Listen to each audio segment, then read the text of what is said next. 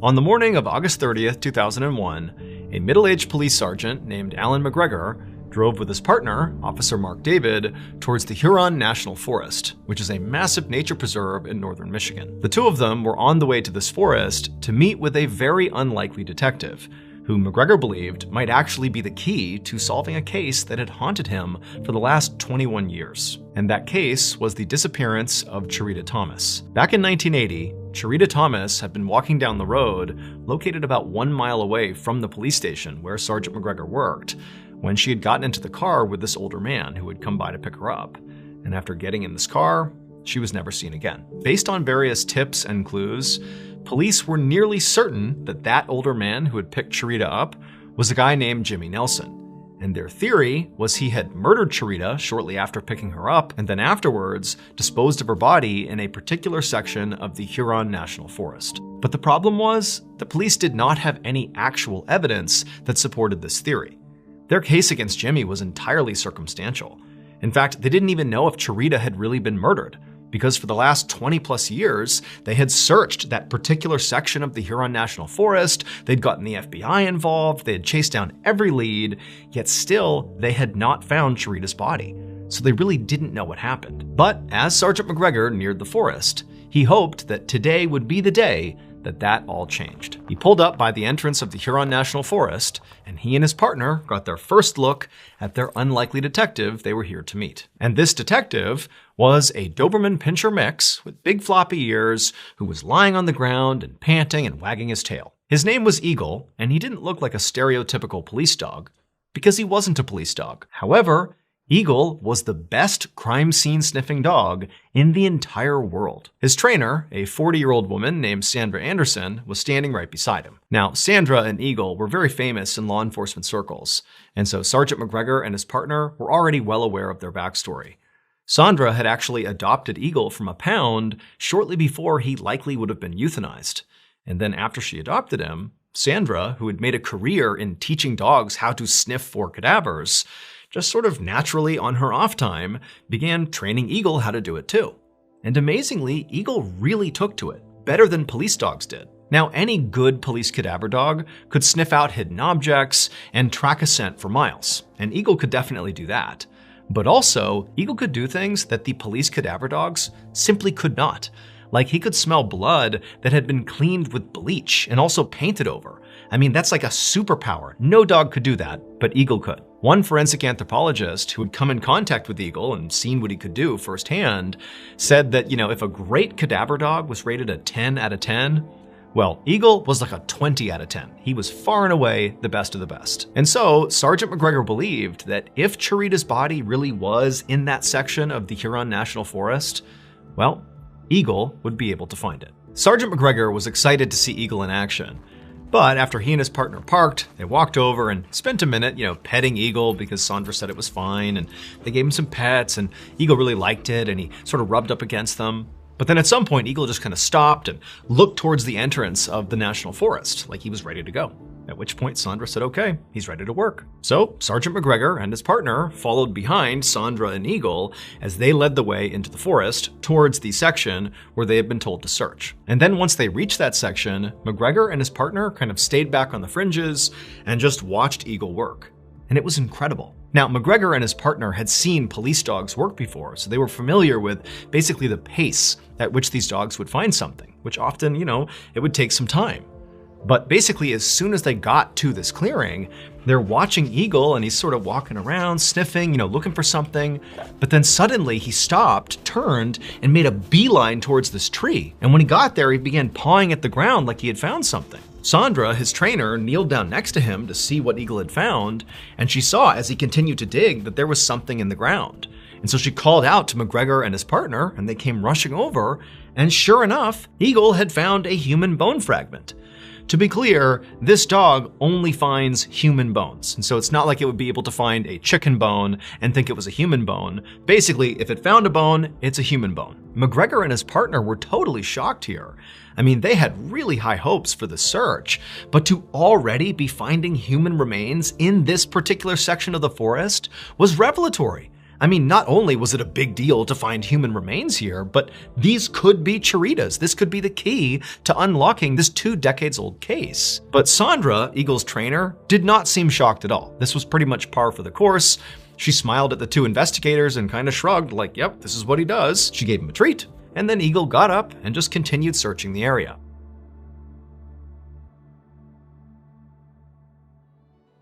Thank you to my sponsor, Happy Face, on Paramount+. Growing up, Melissa had what looked like the perfect life, a loving family and great friends. Until the day it all came crashing down, when she discovered her father's dark secret. He was the notorious Happy Face killer. Paramount Plus presents the thrilling new original series, Happy Face, inspired by a true life story. After years without contact, Melissa's father reaches out to confess to another murder. However, there's a twist. Another man is already on death row for that crime. Now, Melissa must choose between keeping her secret and protecting her perfect life, or unraveling an unsolved mystery to save an innocent man, and decide how far she'll go to uncover the truth. Annalee Ashford and Dennis Quaid star in Happy Face. New series now streaming exclusively on Paramount+.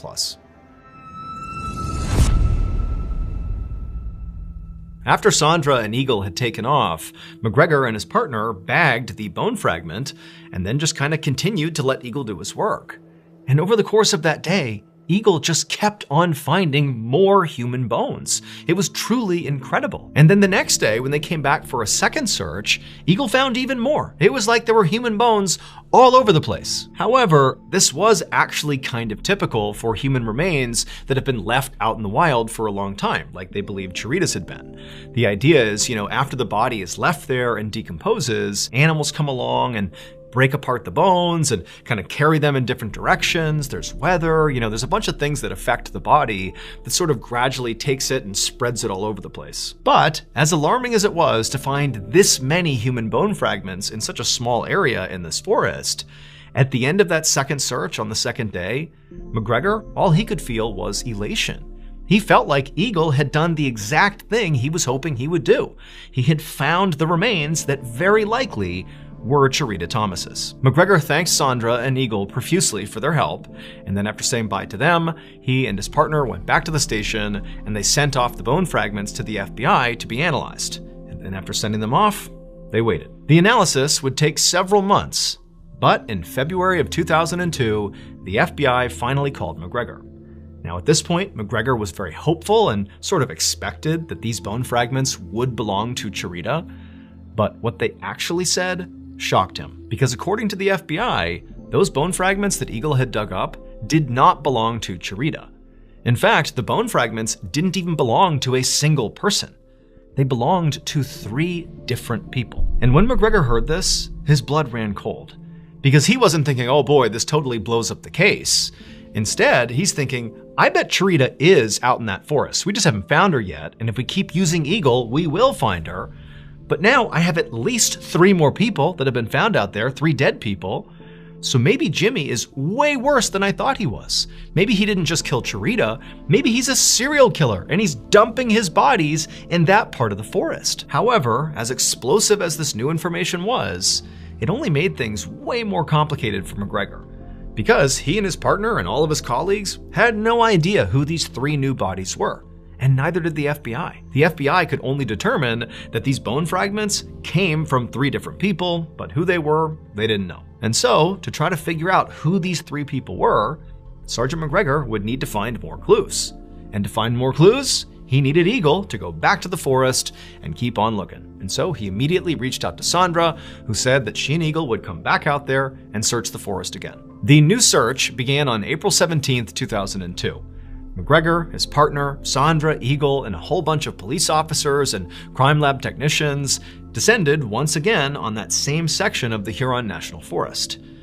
But after a kind of lengthy search that day, the police officers, the entire police force that showed up, they didn't find anything of note. But Eagle, he did. At some point, Eagle had sniffed out a human knuckle bone in a dried out stream bed. When this discovery was made, Officer McGregor was elated because it was like, once again, we are finding evidence that's going to help him break this case he has been trying to crack for 20 years, which now might actually be way bigger than he thought it was. It might not just be the murder of Cherita. This might be the hunting grounds or the dumping grounds of a serial killer who killed Cherita Thomas. And he, McGregor, was going to be the one who solved it. He just knew it. But when McGregor turned back around to continue searching in the area that he was looking, he suddenly heard this commotion coming from behind him, sort of in the same direction where that human knuckle bone had been found.